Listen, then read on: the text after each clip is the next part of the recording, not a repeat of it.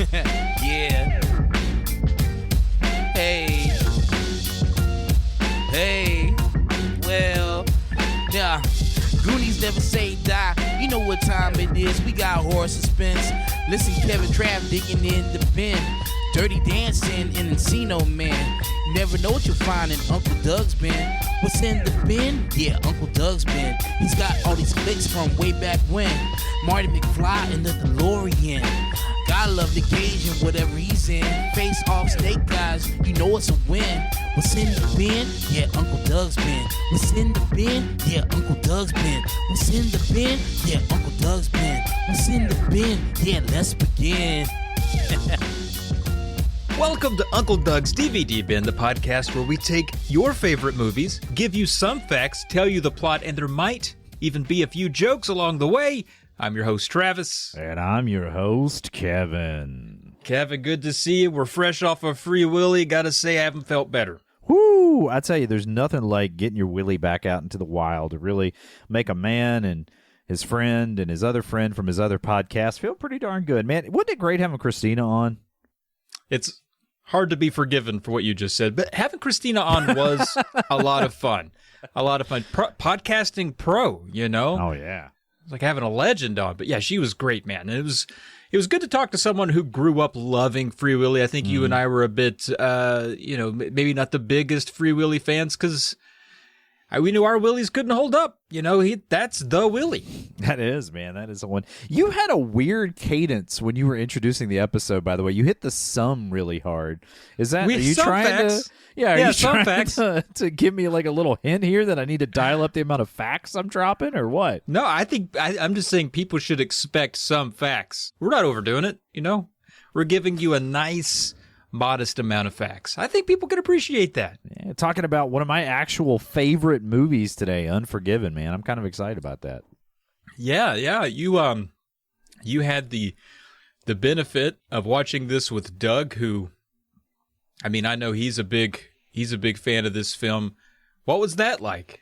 It was great. It was a little uncomfortable after you left, to be perfectly honest, Trav. Yeah. Speaking of Unforgiven, you sort of made a bit of a faux pas, if I might say so. Well, so for those listeners, I didn't get to watch the movie because Doug made me leave. Because he kind of puts us in the situation because you remember Trish got up to go get another White Claw, right? Yeah. And she was gone for a while. And then Doug, you know, he winked at me and he was like, hey, listen, me and Trish were talking about this the other night. I'm asking you fellas, which one of us has the better mullet, me or Trish? And I looked at you, you looked at me, you kind of grinned. You were like, oh, you all day, Doug. But I had to be honest with him, Kevin. And plus, I didn't know. The trailer's not big. Trish, she could have been on her way back with the White Claw, so I didn't want her to overhear. So I was like, Trish has a great mullet, Doug. And he was like, get out. Now. Travis, amateur. First of all, I was listening for that pop in the kitchen. I hadn't heard it yet. All right, yeah. So I knew Trish wasn't because she always back. chugs one before she brings one back. Yep, drink one, bring one. That's her motto, right? Yep. And that's the reason. I don't know if you noticed. I do have a little bit of a loud voice. I can be very verbose and quite. You're a showman. loud. You know, I'm soft. I'm a more of a soft demeanor. You know. But you're not in that case, buddy, because I brought mine down a little bit. You took yours up because you were nervous. I could tell you kind of pinched it in your throat like you wanted to hold it and just squeaked it out, and it made it louder. Yeah, and to be fair, I kind of want Trish to like me, so I thought this would be nice for Trish to hear. Oh, it didn't work out, did it, buddy?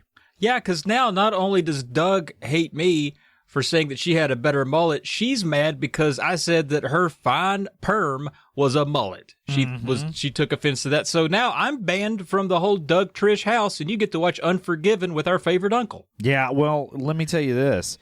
He had a Sega Genesis. You know that one he had in the back closet that he kept just for when you came over? He said, go and get this out here. What? Yeah. He sent the Genesis out? He sent the Genesis out, and he had like Earthworm Jim. And you remember that X-Men game? Can't remember what it was called. He had that one. He only got Earthworm Jim because he thought it would be good bait. He did. He thought it was a fishing game, but still, He sent me out with those, and so anyway, I got a Sega Genesis now, and I'm Uncle Doug's favorite again. So, and Trish's. Travis, when you screw up right for me, and I appreciate that. Well, I remain unforgiven. I'll say that, and I hope they can find it in their hearts to let me come back over. And this is just you and me, and the rest of the nieces and nephews of Uncle Doug listening here on the podcast. I'm a little uncomfortable with the direction of Trish and Doug's relationship, in that I don't necessarily like the side of Doug that she brings out. And which side are you talking about? The one that shows off a little too much? Yeah, he wants to show off. He wants to be the big man instead of just being Doug, and like he's just a little more, if that makes sense. Just a little more on the edge. He goes a little extra, a little harder than he normally would. And I feel like it's not good. It's not healthy for Uncle Doug. He's not a young man anymore. He can't get his blood pressure. He can't get his dander up like that no more. He wouldn't be long for that trailer park or the river it runs by, that runs by it. 6 months ago, if you had made a remark about his mullet, he would have said, "Thank you" or "Thank you not." It would have been a big deal. He said that they made the Sphinx. They designed the Sphinx after him because he thought it was an old cat with a mullet. Yeah, and he literally crawled up on the hood of his Trans Am, not the one that runs, but the one that don't run, and kind of took that pose of the Sphinx. It was great. Yeah. I do remember that. I miss that. I miss that Unky Doug, Yeah. We want him to be happy, though, right, Travis? Like, we want him to be happy, and if Trish makes him happy, by God, we're going to support him, Well, it's going to be with a little less of me over. I haven't watched but maybe one movie with Doug all season. Well, we're going to have to work on that. We got a podcast to do here, and I'm going to need you to just do whatever it takes. Take over a case of White Claw and Mick Ultra, and we'll work our way through it, okay? Now, sounds great. Speaking of being Unforgiven, it was Unforgiven is a movie, of course, we're covering. It was released on August 7th, 1993. Directed Clint Eastwood. Writers David Webb Peoples. Starring Clint Eastwood, Gene Hackman, Morgan Freeman. Man, what a flippin' cast. Dude, it's incredible. Also, August 7th, this was a day before I turned 9 years old. Wow. How about that? Man, I was thinking about, man, it would be great to be 9. I can't wait to have cake and maybe a Ninja Turtle toy. And meanwhile, they're out here delivering Unforgiven, one of the, in the modern Western pantheon, regarded as one of the greats. I believe Clint was 61 or 62 when he made this movie. So, I mean... And he doesn't look a day over 73 through the whole thing. He's looked, about 62 since he was 35 years old. So, dude, I saw a picture of him that, I don't know, from the last couple weeks. Yeah. He's 93. He looks like dog. He's 93. Cut the man I know. break. Well, you said he looked like he was 62, but I was like, he went from 62 to dog shit. It's rough. I really hope he does. Like, if there is a man that's even scarier than Uncle Doug, it's Clint Eastwood. Because when that man scowls, he scowls with his whole soul. Yeah, he really does. He absolutely does. But great cast. You were talking about the cast. You got Clint Eastwood, Gene Hackman. Maybe, I don't know. I feel like Gene Hackman's just underrated. I don't know if it's because he retired at like a decent age and didn't wait until he was too old and people were sad when he was on screen. Right. He did the right thing. It was in some great films toward the end of his career. Morgan freaking Freeman, dude. Are you kidding me? I know. I didn't even know he was in this movie. Like, I had always kind of known that Clint Eastwood and Gene Hackman was in it. When I saw Morgan Freeman, I was like, they just get everybody? It's insane. Now, Travis, one of the things that I love that you do is that 6 Degrees of Texas Chainsaw Massacre, where you connect movie to movie. I don't need to explain it more than that. If you don't know what 6 Degrees of Texas Chainsaw Massacre is at this point, why are you even alive? Not you, Travis. I know you know what it is, but I mean just people that are listening in general. No, I got you. Yeah, those people should die, unless this is their first episode, and then I'd say it connects this movie to the last movie, 6 Degrees of Kevin Bacon style. Okay. But, Kevin, these have been easy or uninteresting at times. And so it's hard sometimes for me to come up with a way that's going to keep Kevin interested, because hey, wake up, you nodded off again. Sorry, I just was thinking about pineapples. It's just hard to keep you interested. And so I made this one Western themed. Oh. So I tried to connect when an actor was in a movie with another actor via Westerns, okay? So Michael Madsen. Wait, hold on a second. I mean, what? 60 or 70% of Clint Eastwood's career is Westerns. I feel like this is maybe a softball. Maybe a little bit, but I tried to make it interesting. Would you give me the benefit of the doubt yet again? I'm sorry. Would you do it? Yes. Okay. For me, the 27th time that we've done this, will you give me the benefit of the I was channeling my mother there for a second. Like, I could feel myself being unnecessarily critical, and I was trying to stop it, and it just kept coming out. So I'm sorry that it just kept coming out on you, Travis. It's okay. I mean, these aren't going to blow your mind. You'll still be disappointed, but just give me a chance. Okay. All right. You remember what was the movie? What was the last movie we watched? Date? Yes, of course it was. Actually, that was the Valentine I sent her the year after. I was too shy to talk to her after that. But so Michael Madsen, you remember him, right? Free Willy. I think he was the dolphin. He was the dolphin. He was the evil dolphin that was like moving all the buoys around out in the ocean, so swimmers would get lost. Yeah, but not really. He was the world's worst stepdad, and then until the end, then he was all right. Wasn't he a foster dad? Sure, I guess. Was he a stepdad or a foster? Listen, Travis. Once we cover he looked a like movie, he could be both. Okay. He was one pack of like Parliament cigarettes falling out of his front shirt pocket, and he would have been the guy, Yeah, he looked like he owned a race car from the 60s. But Michael Madsen, all right, he was in Wyatt Earp. That's that old Kevin Costner number from 1994 with Gene Hackman. Look at that. I connected those two guys via Modern Western. And then, here we go. Check this out. August Schnellenberger. You remember Randolph from Free Willy, right? He was the dolphin, whale? He was the whale's dad. Yeah. He was the whale's stepdad. Stepdad, yeah. He had the toy whale that Willie's the boy stole. Yeah, Randolph. Yeah, he was like the sort of spiritual mentor / stepdad for Willie. Yeah, Willie's stepdad. That's right. Mm-hmm. Yeah. He was in a movie called Death Hunt from 1981. Now, I haven't seen it, Kev. I think Doug has a Death Hunt T-shirt for sure. But yeah, that's a 1981 Western. And he was in that with Carl Weathers. You know Carl Weathers, right? Yeah, Predator, Happy Gilmore, freaking Apollo Creed, right? Apollo Creed, an even better example than the one that I said.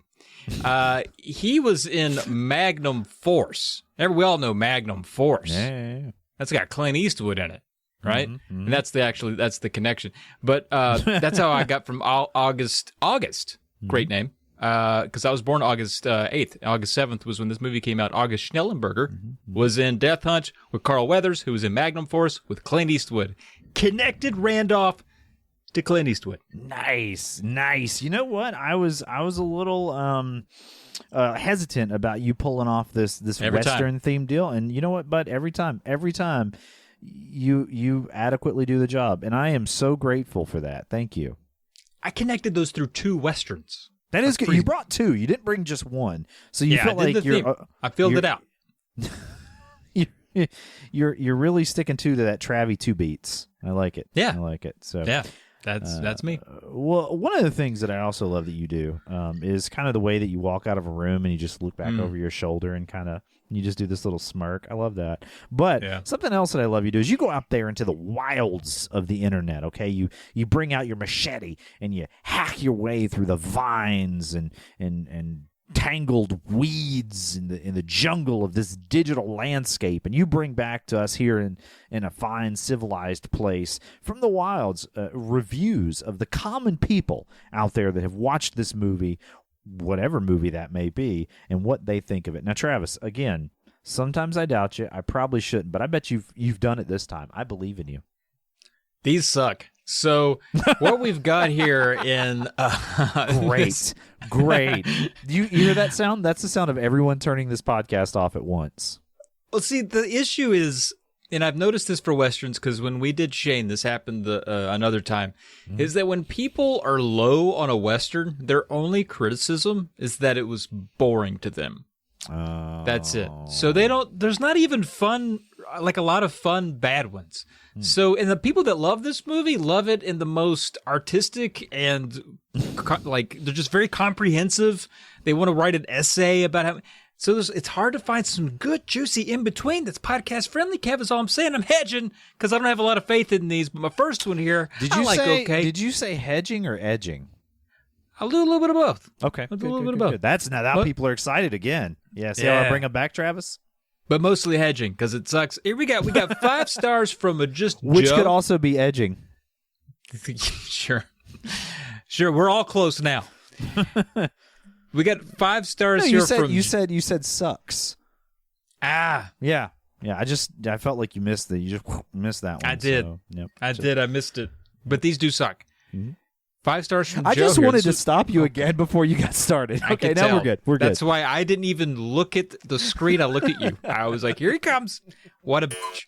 We got 5 stars from Joe. It was a rewatch. This was from January 27, 2022. The dates are important. I don't know if people are on the fence about that. They're like, I wish Travis wouldn't read the date. Takes a lot of time, or if not. But either way, I'm reading them. He says, this is often described as Clint Eastwood's definitive statement on the Western genre, but I would add that it is also his definitive statement on the old guy can still kick ass genre. Yeah. I think that's Gran Torino, actually. I think that's the more definitive Clint Eastwood film about the old guy still kicking ass. Because he's even older in that one and even kicking more. I don't know about more ass, but he's still kicking ass in that one. Yeah. So. And he has an even bigger Torino, if the title's to be believed. Oh, it's very grand. Very grand. Travis, one of the things that you do that I like when you do this section is you do like a character when you're reading it. And I feel like you kind of dropped that shtick on that last one. So if the next review you could bring a really good character to the read, that would be fantastic. You know, it's fun. As I was reading that last one, I realized I don't even like how I'm reading it. So I'm glad you called that out. It was a little you too and I light. are on the same page. Man, we are like ball brothers. Yeah, we really are. Because we're both on the ball. Here we got 3 stars from Luca. Again, we're just edging here. We're just edging. Let me get through it. And there we both went. 22nd of November of 2020. He says, the ending was the only part that really gripped me. I felt like the plot didn't have enough going on to keep the viewer interested for the entire duration of the film. The whole setup is done well, but then you kind of stop caring about it after a while, which is partially due to the slow pacing, fairly good directing from Eastwood, and a convincing performance from Hackman. That's the most 3-star review I've ever read about anything. That is right down the middle. Like, yes, that's all right. I just kind of didn't do that. And I'm like, dude, this won the Academy Award for Best Picture. Are you saying that it's not well directed? Because it sure seems that way. It seems like a lot of people who like movies and grade movies professionally would disagree with you. This is every scene in this movie, even if it's not like hot, sizzling, gunfighting action, there's some pithy dialogue happening. There's some character development happening. There's something good in every single scene of this movie. That's great, Kev.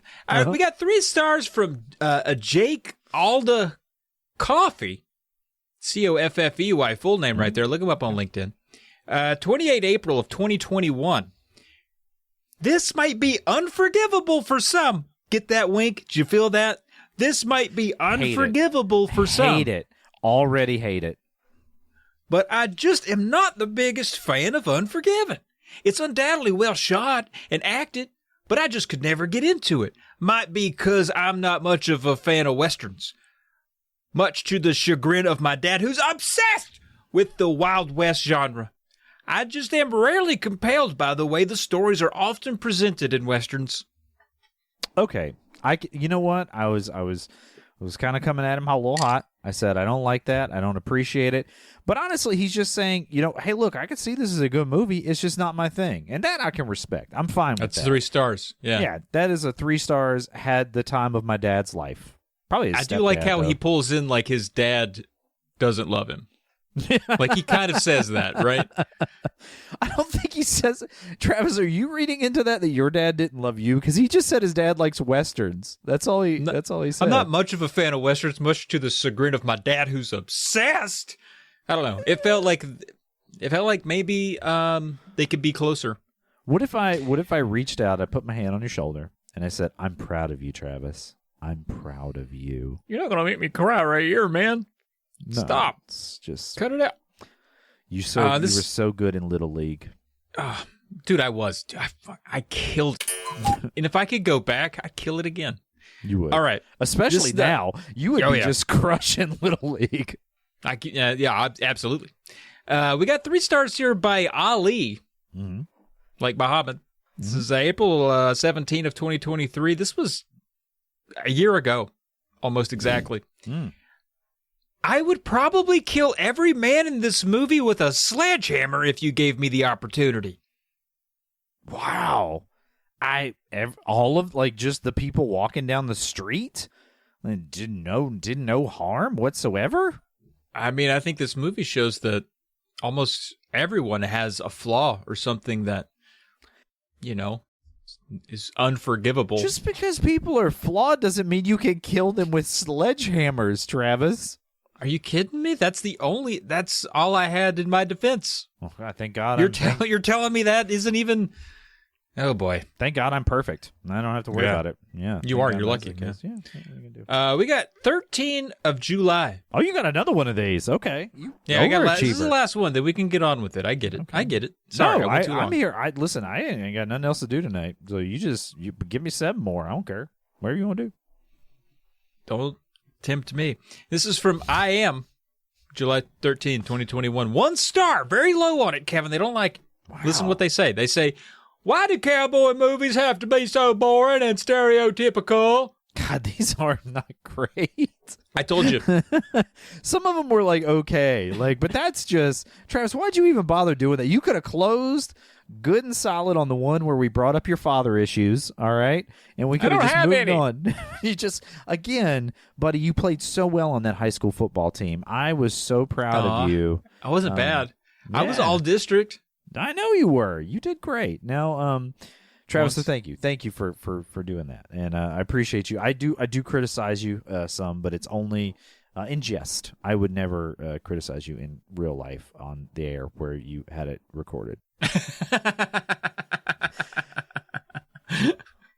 Well, Travis, again, I appreciate you bringing in those amazing preview reviews. And, man, what do you think? You ready to jump into the plot of this bad boy? We're going to crank this out. I think so. We've gone long. All right. Well, you get the opening of this movie, and it's sunrise, maybe sunset. I don't know. I don't know the sun or how it works, but it's a hazy shade of. I think it's sunrise, if I'm guessing. I would have guessed sunset. Well, it's the start of the movie, so I'm like, oh, maybe it's sunrise. And also, did Doug and Trish differ on this too? Was this fight round 2 after I left? I was just trying to make the peace at that point, so I didn't want to bring up anything that could be divisive. Okay, the reason I would say, and this is just me extrapolating, he's digging a grave for his wife who has died, is what's happening in this opening scene. Oh, and okay, he's not chopping wood. I was way off. Now I think morning. Yes, that's the reason because people typically die at night, right? Or at least in my mind, that's the way it happens. Well, he is, and we get a little opening crawl that essentially says a nice girl married a man named William Money who was a real bad hombre, and then she died of smallpox. That was about it. Also, her mom was confused why she would marry him. And that's the gist of what we get in this little opening kind of crawl set in the backstory for good old William Money and his relationship with his missus. Then we pop away and we get a little title card that says Big Whiskey, Wyoming, 1880. Okay, we're honing in on the 1900s. Okay, things are starting to change, but they ain't changed that much just yet. Kind of like the Wild Bunch has that sort of theme. Maybe the wildest days are behind, but not all of them are done. And so it's a rainy night in Big Whiskey, and we hear some squeaking initially, and it's a little lamp on the street, and then it transitions to a rickety bed, and somebody is just I get into business. There ain't no way to say it, and it is vigorous. Dude, throwing a Wyoming hog. I mean, he's really getting it there. He is. He's giving her the old big whiskey, if you know what I mean. There it is. That's way better. Yeah, there you go. Well, we hear some shouting and some scuffling, a woman's yelling, and Quick Mike, who's a character we're very quickly going to come to quick not like, is screaming for Davy Boy. And Davy Boy runs out of the room he entered. Now, we kind of intuit a little bit that this is a house of ill repute with, as Morgan Freeman calls them later in the movie, or Ned, his character calls them later in the movie, sporting girls. Is it technically a brothel? Would that be what it is? It is, but there's a joke in there about how it's a billiards parlor, and they got rid of the billiards tables, so they just call the business that they are engaged in as billiards, which is kind of fun. Yeah. But anyway, we hear this shouting, and Davey runs in there, and Quick Mike is, or just Mike is, he's very irate and angry at this young sex worker, and he says, "Grab her, Davey. I'm gonna brand her like a cow," or something like that. And he starts slicing up her face. We don't find out why later. Yeah, very not good. I'm going to say I disagree with that. I don't think you should have done that. Yeah, I disagree completely as well. Well, he's cutting her pretty bad. It looks like he's going to get carried away and potentially kill her because he's so enraged. And then you hear a pistol cock, and there's a gun to his head. Well, that's Skinny, the proprietor of this fine establishment, who is also a terrible person, but for different reasons. And we'll actually pretty much the exact same reasons. We'll find out in a little while. Yeah. And he basically stops this assault from occurring, and someone goes to get Little Bill. Now, Little Bill is the sheriff of Big Whiskey, and he is very, very tough business, played by the incomparable Gene Hackman, and he is full-on just absolutely stellar, putting in a great performance in this movie. Well, yeah, and not obviously little either. I think if your name's Little Bill, you got to be massive or tiny. This is an average-looking man, which leads me to think he's got a small, I saying it, Kevin, wiener. I think he's got a small willy. I don't think it's very free. Well, it's funny that you mentioned that, Travis, because that is exactly why Mike decided to slash up this young lady. He removed his clothing garments and apparently was not as blessed as Davy Big Whiskey Wyoming.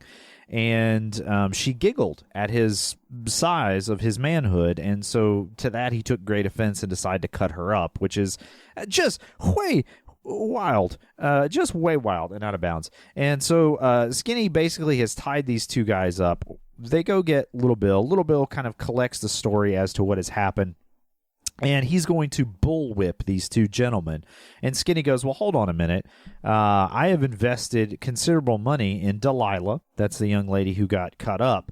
And you bullwhipping them doesn't get me my investment back." So Little Bill tells the two gentlemen, Davy and Mike, one of them has to bring more, one of them has to bring less, but they both need to bring Skinny some ponies come springtime to pay for what he has done. Now, Travis, first of all, the fact that they just have to pay some ponies for slashing somebody up is kind of messed up. And I'm not the only one that's outraged, because Alice, Strawberry Alice, who is, she's kind of... she's like the brothel's quarterback. Yeah, exactly. Very good way to put it. Is also outraged. She's like, that's not anything. Is. Yeah, I mean... She lives in a time and place where women are not respected at all anyway. I mean, this is even a step beyond that. They're not getting any protection or justice, and these are men of the law who should have some freaking dignity, right? You'd think. And Little Bill, he grabs her and pulls her to the side, and he basically says, "Look, Skinny's out his money, and, boys will be boys," and kind of looks at her. And I'm like, dude, I don't like you. I already don't like you. And Gene Hackman, dude, he plays a good smarmy guy. Like, just nails it. He does a great job. But this is my favorite Gene Hackman role. Has to be. Yeah. Well, what about Hoosiers? Hoosiers is good, but I think this topped it for me. Like, I really bought into him. He was, to me, we have the rest of the movie to talk about this, but he was a much more believable character than anybody else in this movie. I bought into everything Gene Hackman did on screen. Yeah, I think so. Well, in the next scene, the girls that work at Skinny's have put together their money and essentially decided to hire someone to kill these two cowboys to kind of get the justice that that is deserved for their crime. And you know what I think would have helped, Kev? I think if Skinny, who owned this place, had changed his name to Thick, I think he gets more clientele there for the ladies. I think Thicks, you're going there. I think Skinny's, I'm like, I don't know. He is not skinny, my type. though. Yeah, he is. I was like, he should be ironic. Yeah, that's true. You know, you never know with that. When I was thinking about this Little Bill situation while you were talking there, Little Bill, maybe there was Big Bill who was his dad, and everybody started calling him that could have happened. Yeah. I feel like you should point that out because the whole time I was like, well, you know. Well, we get the idea that they've put together this money to kill the cowboys. Now, we're going to cut to the William Money farm. He is, again, you remember that person that was burying his wife at the beginning, and he's out there. Again, this is played by Clint Eastwood, William Money, and he is looking as surly and crotchety as he could in his, 62 years old. And he's separating out his hogs. His hogs all have some kind of fever. Presumably that's going to kill them off, and he's going to be in a bad state when that happens. And he's trying to sort of separate these hogs when this upstart on his horse rides up, calling himself the Schofield Kid, and he says, "You don't look like no meaner than a rattlesnake, doggone killing machine, basically Terminator, who would drop an elbow off the top rope and then put you in a pile driver kind of man." Yeah, which I was like, wow, anachronistically not good. Bad writing, I said out loud. Again, won an Academy Award, Travis. Won an Academy Award. So he starts listing off these deeds that he's heard that William Money has done. And William Money's like, all right, kids, just separate the hogs. I'm going to go inside and talk to this man. So he goes inside, and turns out that the Schofield Kid, named so for the Schofield pistols that he carries, and he is that like typical brash, braggadocious, big talker that you find in a lot of movies, particularly played by like a younger guy. A whippersnapper. I call this kind of guy a whippersnapper. Right. He wants to. I don't know. He's kind of a relatable character, honestly. I feel like I was annoying like this when I was 23. Like, you just wanted the older cool guys to think you were cool, so you just said whatever you thought they would think was cool. Right. Let's just be at a frat party and be like, I've killed 2-3 guys. Record stops. Everybody's looking at you. It's like, or we can keep playing beer pong. I'm sorry. Yeah, whatever. You guys, you any good at I meant killed him at cornhole. Come on, y'all. Put the juvenile back on. Well, the Schofield Kid kind of lays out the story of what has happened in Big Whiskey. He says, these cowboys cut up, although it's just way worse than what's actually happened. He kind of has that telephone effect where he's like, they cut out her eyes and they cut off her ears and they put them in where her eyes were and then they cut off her boobies. And he says all kinds of just like crazy stuff that didn't happen. And anyway, there's a bounty out if we go kill him. How would you like to be my partner? Is the gist of this scene. Yeah, and Kev, I really hate to admit this to you. But I partake a bit when I watch these movies, usually because I've already left Doug's trailer sad and I just need to calm him down, right? When he said this, I immediately was like, oh, crap, I was probably looking at my phone. I went back to the beginning of the movie, watched the interaction, and I was like, they didn't cut off her teats. That never happened. Then I had to fast forward, and I was like, oh, he's full of crap. I felt so dumb, Kev. I wasted 30 minutes. I watched the beginning twice because I thought I bought it. That guy was so convincing to me. There's a bunch of these great little bits that they carry throughout the movie. Like that gets exaggerated the first time, and then when Clint Eastwood tells Ned later, he exaggerates the story to an even greater degree. It's that game of kind of telephone. Well, the Schofield Kid says that my uncle, who you're friends with, always told me if I needed a killing machine that I wanted to be a partner of mine to come on a mission, you would be the guy. And Clint Eastwood says, nah, I ain't like that no more. And he says that an awful lot in this movie, and it turns out somewhere deep down, maybe he is still a little bit like that. Yeah, or he just that. You know, he ain't like nothing. He just kills people. He says that he ain't like that no more. His wife cured him of drinking and wickedness. And I was like, man, ain't that the truth, brother? But she's been dead for 3 years, and things are hard around this farm. So as the Schofield kid is riding off, he says, well, catch up with me if you change your mind. And you can see for the next little bit, Clint is kind of considering it because he's just covered in like pig crap and like sadness, and he's like, man, I could sure use that money to try to change my life. And we cut away, and it's springtime again, and those cowboys, and there is, Travis, I know you always joke about it, it's only like a day and a half between scenes, but there is obviously a considerable passage of time here because Delilah, who's been cut up, her face is starting to heal a little bit. Mm-hmm. She's up and about. It's springtime, so they're bringing in those ponies. So some time has passed, presumably enough time that this information has traveled or is going to travel. Well, they bring in these horses, and they drop them off with Skinny, and Davy, who is the younger of the two, has an extra pony with him that he is intending to give to Delilah, the young lady that was cut up by his compadre Mike. And the ladies of of Skinny's have no compunction for that, or no tolerance for that, and they start like pelting him with like horse dung and mud and drive him out of town because they felt like his gesture of offering her a horse was sort of meaningless in light of her being cut up. But I'm also like, y'all probably should have let her get that horse because it's worth a lot of money. Yeah. It's also, I mean, I don't know, it's also responsibility. It's like someone just randomly gifting you a puppy, and you're like, well, this is just 8 years, and then I'm sad, and I got to deal with a lot of feces along the way. Not a great gift. No, horses. Maybe just whip the guy who hurt me. Just do. That's all I wanted. Just whip him for a few minutes. Well, the reason I think that Davy is bringing this horse, it's a method of conveyance, but also it's worth a considerable amount of money for her to maybe recoup some of her lost earnings. Yeah. I don't know, and also to make us think you're not living with that horse. He's just going to remind you of a bad night. Yeah, like I wouldn't have him around. It's sort of like, I mean, and he said it's a nice horse. I don't know horse from another. He did name it Horror, which I thought was really cool. And you know, we didn't bring that up until now. That's wonderful. Right? Yeah, a lot of opportunities. You saved it for a horse, which was impressive.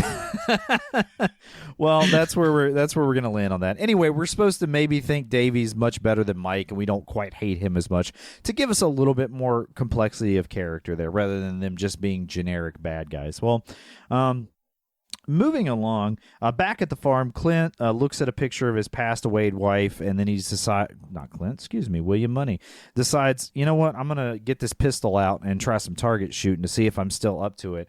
And I love this scene. He goes through like 2 loads of ammunition trying to hit this coffee can, and then finally says, forget it. He goes and gets the noob cannon and just blasts that sucker, man, with both barrels of his shotgun. It's awesome.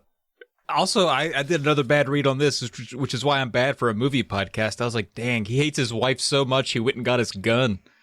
He's like, I'll kill her again. No, Travis. She cured him of drinking and wickedness. He loved her.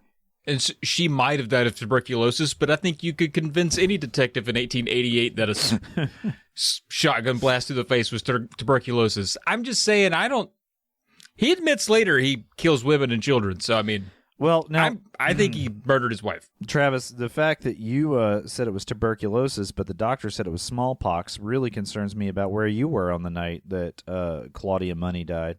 I find reading difficult. It was smallpox from the beginning of the film. That is true. But he decides, you know what, I could shoot well enough with a shotgun to get this done. I'm going to go out and do this because we desperately need the money. He puts some flowers on his wife's grave, I assume is like a way of just apologizing for all the terribleness he's going to do. And then he just tells the kids, like, all right, I'm going to be gone about a month. You guys look after yourselves. Dude, this part flipped me out. What is happening is like, all right, I'm going to head out. You're 8 and 9, basically adults. So I'm going to leave for a few weeks. But your dead mom will be here with you in spirit. Honestly, actually, she's in the trunk. If you play with her, put her back before I get home. Her spirit is going to be here with you guys. It is. Well, you know what, though, man? Kids had to grow up fast back in the day. We don't realize, we're but he's leaving them with the whole... all the pigs are sick. They got All chickens. All the pigs have smallpox. It's how their mom died. He's leaving them there. They're small kids. They just had to cast one taller kid, and I would have bought in. Make that one 13. I'm in. These kids are little. Yeah, They're dead in 2 days. Hey man, it's a hard scrabble life out there, okay? All right, and they gotta figure it out, man, and they're gonna do it. They do. They end up surviving, Travis. So I worried about these kids the whole movie. I could not settle into the plot because I was like, there are small children in the middle of Kansas who were being murdered. There was a whole hour where one of them was just standing on the precipice of something and just teetering. Rough. Mm-hmm. Mm-hmm. Kids are not good near precipice. They really are not. Is that the plural of precipice? I don't know. I hope. Doesn't matter. Anyway, there's a continuing gag that happens every time that Clint Eastwood tries to get on his horse. It just like bucks and sort of refuses to let him, and he finally has to wrestle it and get on it. And that's just going to happen a lot throughout the movie because it's no longer a saddle horse. Though by the end of the movie, it's listening a little bit better. Well, we jump back to the saloon, and Skinny has found out that the ladies who work for him have basically, while practicing their occupation, told their clients that they've got $1,000 that they're going to pay to anybody who kills these two guys. He's found out that they've been doing this for weeks on end. So this information has been very widely distributed. There's a lot of money back then. $1,000 is like over $30,000 in that era. Actually, I think I did the math on the split at some point in here. It comes out to about if you break it up three ways, right? Between well, we'll get there. We'll get there, Travis. Just you got math for later? Yeah. This is edging all the people that are listening right now. They're just so excited about the math later. I am. Well, in the next scene, Skinny shows up at Bill's house. We can find out that Bill's a pretty bad carpenter, A, by looking at the weird angles that he's built his house at, and B, by the fact that he just right off the rip smashes his thumb with a hammer. That's just straight up Looney Tunes way to tell you you're not a good carpenter. And back in the day, you had to build your own house, though. It was better than I could do.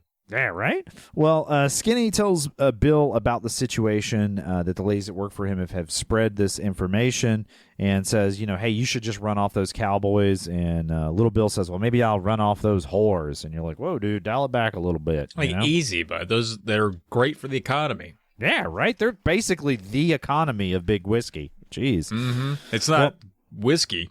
It could be. I don't know. Well, I love that Skinny, he's kind of this like sleazy character, as you imagine he might be. But I love that he just tells Bill this bad news. He's like, well, I got to go. See you later. Yeah, like where else you got to go fast? Like if you're going all the way out there to talk to him, that took you at least 50 minutes. You got other stuff going on that side of town. Like, what are you doing? Well, in the next scene, we pop along and William Money shows up at Ned's house. Now, Ned is his oldest friend / partner in crime back in the day, played by Morgan Freeman. And Ned is so happy to see William, and Ned's wife is not happy to see William. I mean, have you seen the way he shoots a gun and gets on a horse? I wouldn't let him anywhere near my house. Right. Seems very dangerous. Clumsy as hell. Well, Ned and him sit down, and of course, I alluded to this when Clint tells him the story of the two. William Money tells him. Yeah, you put some respect on that name. My bad.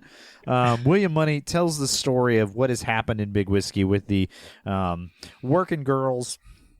It's even way, way, way worse than it was when the Schofield kid told him, and he invites Ned to kind of come along, says they'll split the money three ways. Ned's hesitant, but again, you can tell he just loves his friend, and he's going to go with him to the bitter end. And he does. He hops on his horse and rides off, and boy, howdy, is his wife even less happy about that.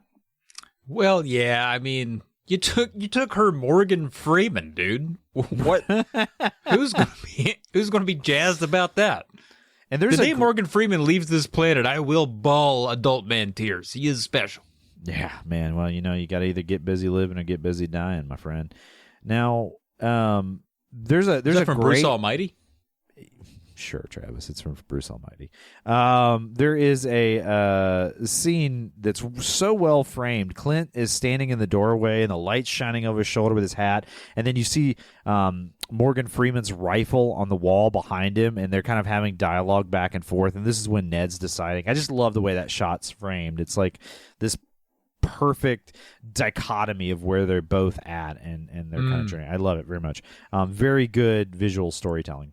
Well, moving along, they have a little campfire, and later on as they're traveling, and Will reiterates, man, he ain't like that no more. He ain't like that no more. He's just doing this for the money.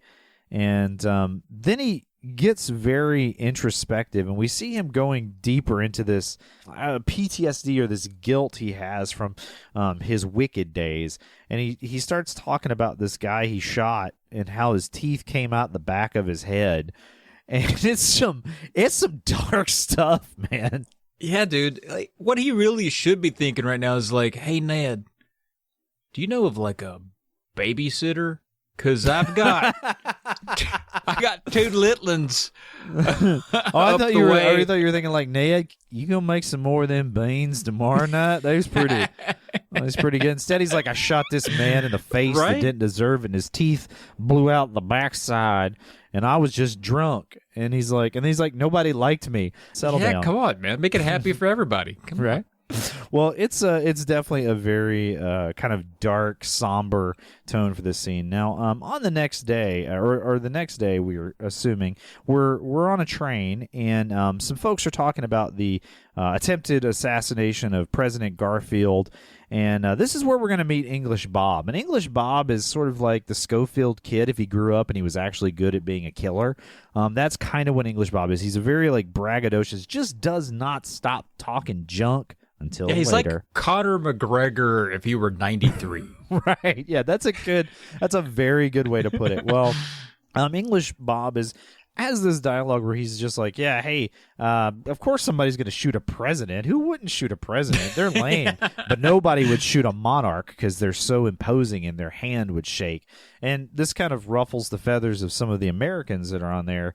And then it is divulged that he's English Bob. And so they're like, oh, that's a name they recognize. It would be like if somebody was like, hey, that guy you're talking junk to is Conor McGregor. You'd be like, oh, okay, maybe I'll ease up a little bit, And yeah. And fun fact, who shot President Garfield was a trivia question in SWAC, the Southwest Academic Conference. Mm-hmm. And I got to win a match by saying Charles J. Guiteau. So, means a lot to me. He's like, who would shoot the president? I was like, Charles J. Guiteau. That's what I said. I was right, too, because he shot him. I'm proud of you, Travis. I'm so proud of you. Died of hanging. Yeah.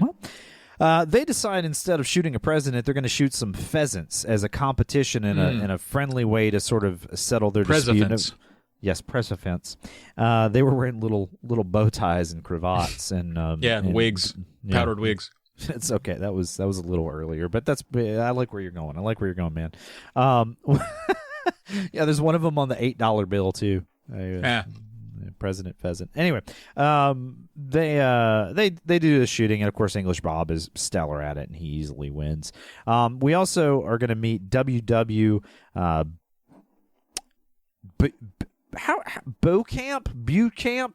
Buckham Camp.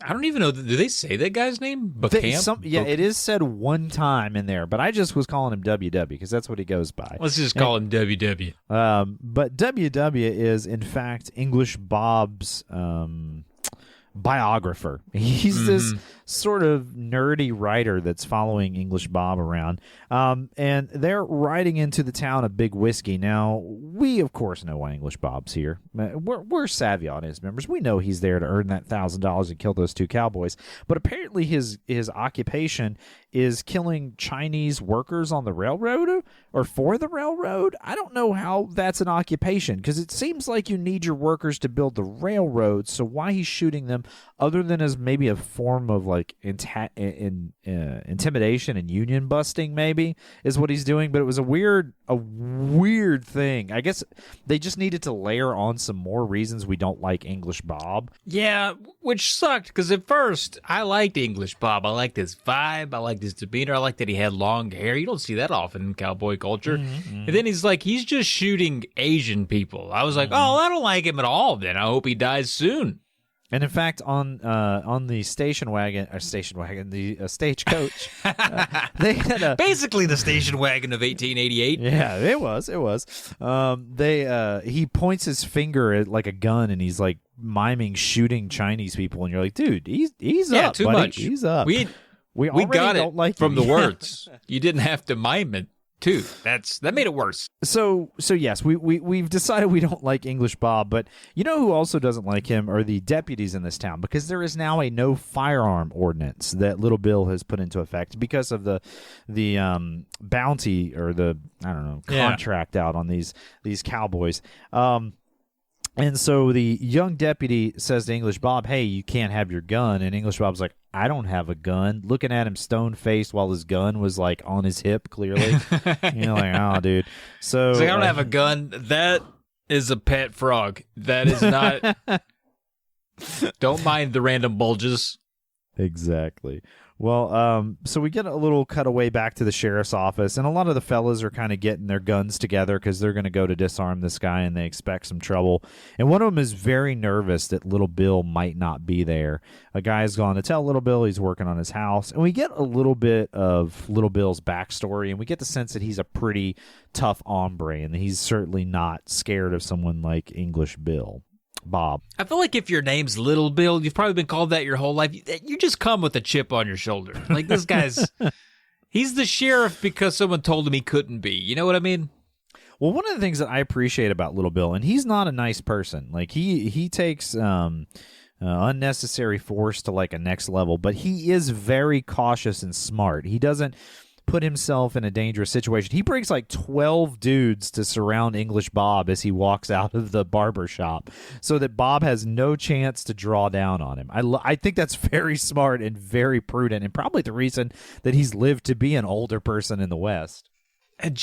Gene Hackman, this is where he's killing it, man. This whole thing where he's just the tough, smarmy, no-nonsense cowboy. Like, he's just so freaking good at this, where he's intimidating.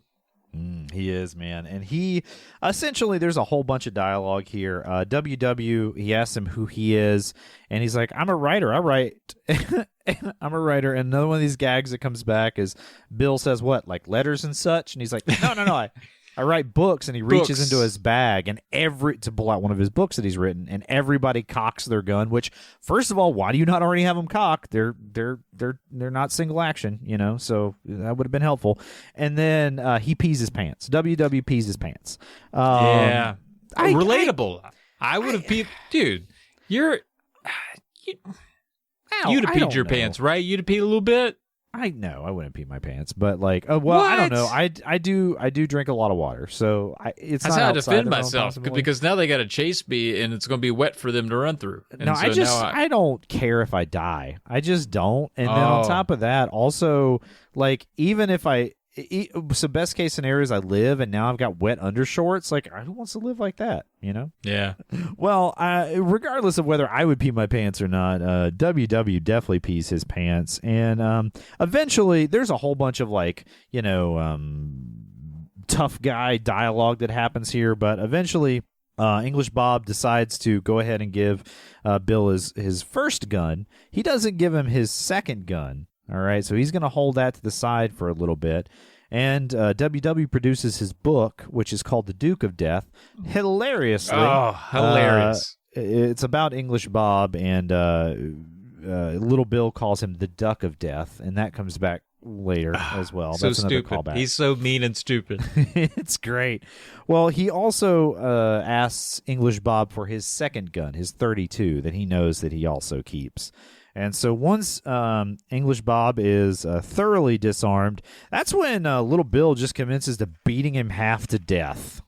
Yeah, it starts kicking him out there in the street. And if you're watching that, let's just say that you said, $1,000 to whoever can kill the two guys that hurt one of our women. Then you just see him walk in and the sheriff beats the hell out of him. You're not feeling great. That's not looking good for your justice.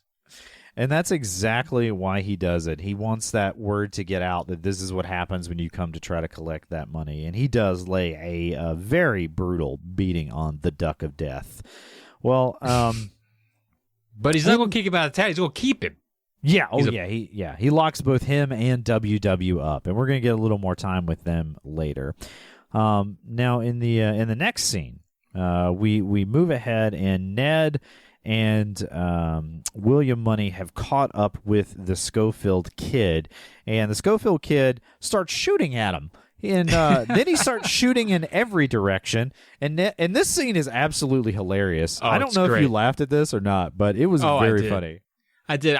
There were also at one point there are multiple scenes where people just shoot willy-nilly, and it's like I don't think you're aiming at anybody. But this scene in particular, and it's part of the character building, but they're getting shot at, they're ducking down, like who's shooting? William Money knows who it is. That's that Schofield boy, right? So if they're shooting at him, they get him, they talk to him, and I don't know how. What do you have details to add to this? I don't know. Fuck, I was just going to jump to he's blind. Yeah, I mean that's the gist of it. We don't exactly get that divulged right away. They do eventually calm him down. They're like, hey, it's us. Stop shooting at us. And he gets up there close. They kind of have a little bit of haggling about the money because Schofield kid doesn't want to split the money 3 ways. Eventually, he agrees to it because he really wants William Money to be a part of the group. Split 3 ways, that works out to be $333.33, or about $8,000 in today money. That's good money, dude. Yeah. Sign me up for that much of money. Yeah, I don't know if it's life-changing money to make you go risk your life, but I guess if all your hogs is dying, what else you gonna do, But you could hire a babysitter with that. You could at least hire, maybe you should be a little more forgiving. He didn't have money to... But he was like, you can go stay with Ned's wife if things get real bad. It's like, how far away does she live? Anyway, yeah, Travis, dude, that was like an act ago. Yeah, we gotta let that go. Well, they finally decide that yes, they'll work together, and they're kind of riding along, and something is in Ned's craw about the way that the Schofield kid was just shooting every direction. So he kind of rides up beside him, and he kind of pulls a little bit of a mean prank, but he needs this information. He says, "Hey, do you see that hawk up there? I could shoot that hawk." And the kid's like, "Oh yeah, I could shoot it too. I see it." And he's like, "There's no hawk there." Yeah, dude, this is another thing that got me. I had to rewind because the camera does pan up to the sky, and the kid's like, "Yeah, I could shoot it." And he's like, "There is no hawk." And I said, "I thought I saw one." So I rewound, and I was like, "Huh, I guess it was just a floater in my eye or something." So now I'm as blind as the guy they're making fun of in the movie. I cannot see shit. I thought I saw a hawk. Well, it gets pretty tense pretty quick because the Schofield kid doesn't tolerate that nonsense. He pulls out his pistol and points it at Ned. And he's like, "I can see well enough to shoot you from here." He also shoots Ned's canteen about 6 times. Seems not cool, but Ned said nothing about that, which I thought was wild. You're in the middle of nowhere. You need water. Right. I think this is a little bit of them sort of sizing each other up. And I like Ned, man. He don't back down. Like, he just looks at that kid like, "I could eat you alive, boy." Yeah, it's true, like especially from 500 feet or 10 feet. Yeah, 10 feet away, you can't see me. Well, that's kind of the gist of that. Will settles everybody down and Will is the peacemaker, a man who would have probably shot them both and rode off into town to get some whiskey, 20 years earlier, but no longer. He's like, if only they were women and children. If they were. Yeah, that's right.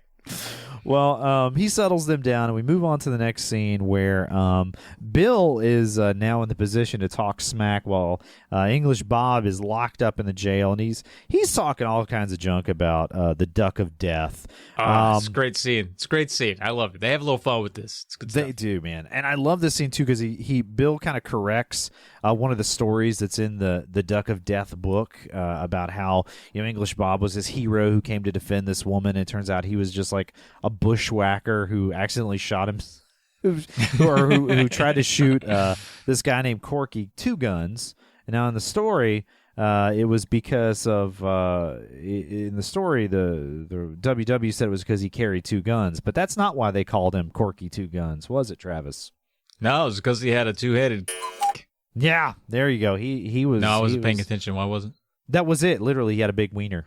Really? Yeah, that was the plot point of the whole reason they call it. There is a lot of like reference to wiener size in this movie, or more than you would think there would be in a movie like this. For some reason, that's referenced a lot, but that's the reason they call him that. Bob essentially kind of ambushes this guy and kills him. It's a whole wacky story, but you guys can watch that on your own. Then there's this terrific scene that I really like where well, there's another old man campfire scene where they're just grousing and talking about how many men you've killed and that sort of thing. And the kid brags that he's killed a bunch of people. I've killed 5 men. Yeah. It's like I did at that frat party that one time. I got to say, the reactions from both the frat boys and Clint Eastwood, the same.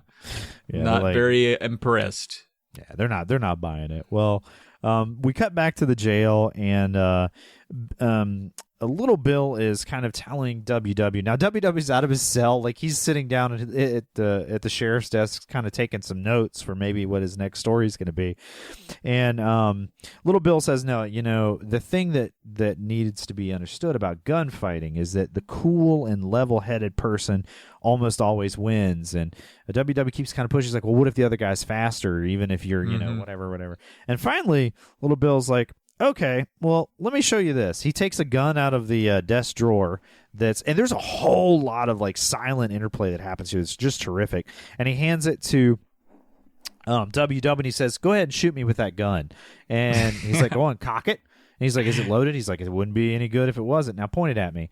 And so he's like sitting there kind of half pointing it at his like thigh meat, and then he can't shoot him. And then little Bill's like, "All right, I made my point. It's hard to shoot someone, right? It's hard." And he goes, "Well, wait, hold on." And he doesn't give him the gun back. He walks over to the cell where English Bob is, and English Bob suddenly gets very interested. He's like, "What if I give the gun to English Bob, who's beat half to death?" And little Bill's Dude, like, he looks like he got hit by a truck from the future. Like they invented trucks, hit him with it, and then took trucks away. That's what he looks like right now. He's not looking great. He doesn't look good. And little Bill's like, "Go ahead, take the gun." And English Bob kind of looks at him, looks at the gun, and then he doesn't take it. He goes back and sits down. Yeah. And also, little Bill pulls his gun out too. Like he has his weapon drawn too. So it's like he shows some respect to English Bob, but he also dares that he won't do it. No, he doesn't. No, he doesn't have his gun. He puts his hand on his gun. Well, still, but like he's more prepared than he was for WW. Oh, for sure. Yes, he shows a little bit more respect to the guy who's like caged and been beaten by him. But the unspoken thing here is English Bob thinks he would never have given him a loaded gun and said, "Shoot me." And so he doesn't reach for the gun. He might have otherwise. And then when little Bill gets the gun, he starts unloading it. Yeah, maybe. But he looks disappointed that he didn't reach for it. So I don't know. I love that little interplay there. And then little Bill leans over and he says, "You were right not to take it, Bob. I'd have killed you." Dude, yeah. It's like when you put your hand on the gun. That's what signaled to me you meant business all of a sudden. I loved it. I love that whole scene. Oh, it's a great scene. It's another example of why Gene Hackman kind of takes this movie over. As much as Clint Eastwood's great in this, I feel like it's Gene Hackman's movie. Yep. I absolutely love it. Well, we get a little quick cutaway. The trio, Ned, Schofield Kid, and Will Money are riding in the rain, and Ned says, "Hey, I brought some whiskey. Do you want some?" He's like, "Nah, I don't want that whiskey." And then one of the stories that had come up at the campfire was how Will had like shot 2 guys when they had him dead to rights, and then Ned and him were a little kind of back from the Schofield Kid. And he goes, "Hey, when he told that story, I remember it being like 5 guys," and he's like, "I don't remember. I was drunk." Love that. Love that. Well, we get that little bit of scene there, and we get that next scene that Bob is being sent away in a station wagon again. Travis, he's being sent away. His gun is all like it looks cartoony, like bent. It was really funny. So he had no more gun. And this is where precisely like was it Alice Strawberry? She's looking on, and she remarks that, like, why would anybody come save us now? Like, if this guy's being carted out, this is you assume English Bob has some reputation that precedes him.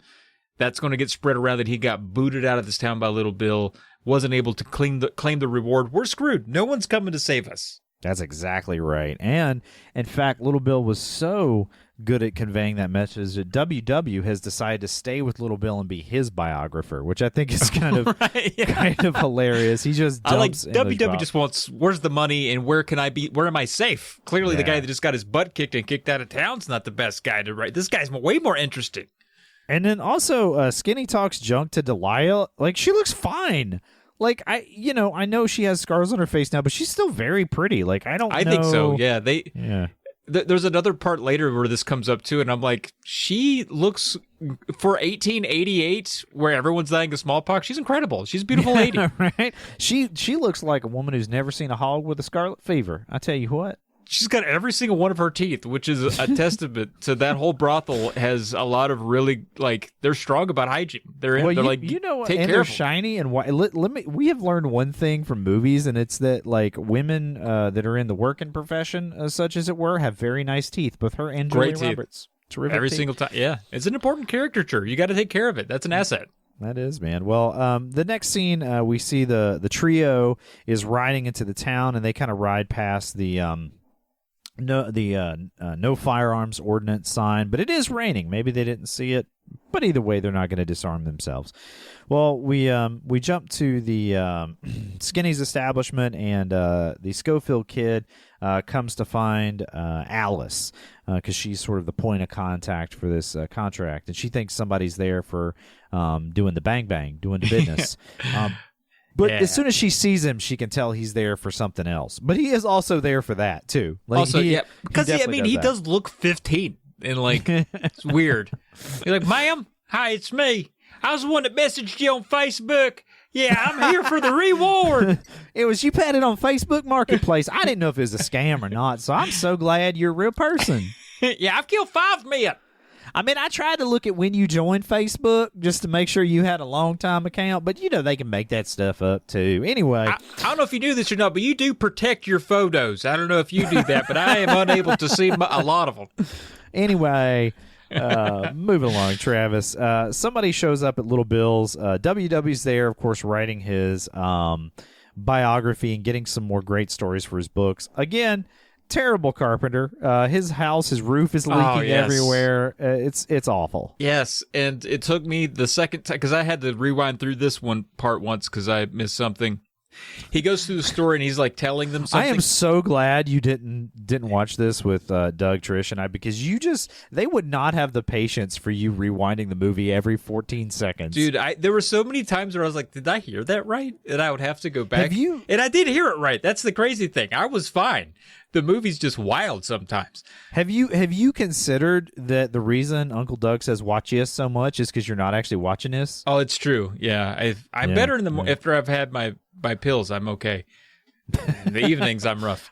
I've always said that about you, Travis. I've always said 100%. That about you. But WW here makes a comment that kills me, where he talks about, I don't know if you want to lead up, but he's talking about, he says, like, you should hang the carpenter, right? Yeah, you should hang the carpenter, and it's like, Little Bill is the carpenter, and he does this like, wait, what?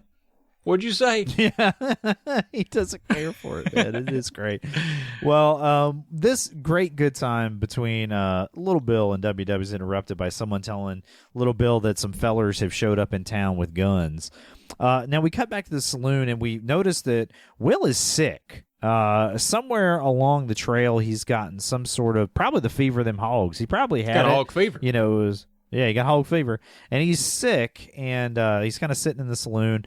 And Ned's a good friend. He's like, hey, you want some whiskey? And he's like, no, I said I don't drink the whiskey. I was thinking about Will Hendershot, and you know how he died, and he's dead, and then I see him, and like worms is crawling out of his face. And then Ned's like, hey, man, I'm going to go upstairs where the girls are at. You're really cheesing me out here, bro. I love how he first offers him a drink. He's just like, here, take this. This will fix something. Something will change if you take No? Okay. Well, then I'm just going to leave, all right? Because I can't handle it right now. Well, the gist of what happens next is Little Bill shows up again in force with all of his deputies. The other two fellers are upstairs with the working girls having a good time, and Little Bill asks Will what his name is. Will says, "Oh, it's Hendershot," because Hendershot's on his mind. And then he takes away his gun and beats the crap out of him again. And this is kind of cutting back and forth. The two that are upstairs, the ladies let them know what's going on downstairs, so they kind of slip out the back while Will's taking this beating. And then he just crawls on his, not even his hands and knees, just on his arms, like his elbow crawls out of the saloon just about the time the other fellas are coming around to pick him up and get him on his horse, and they kind of ride out of town in the rain. And he has taken an awful beating, and on top of that, he's pretty sick.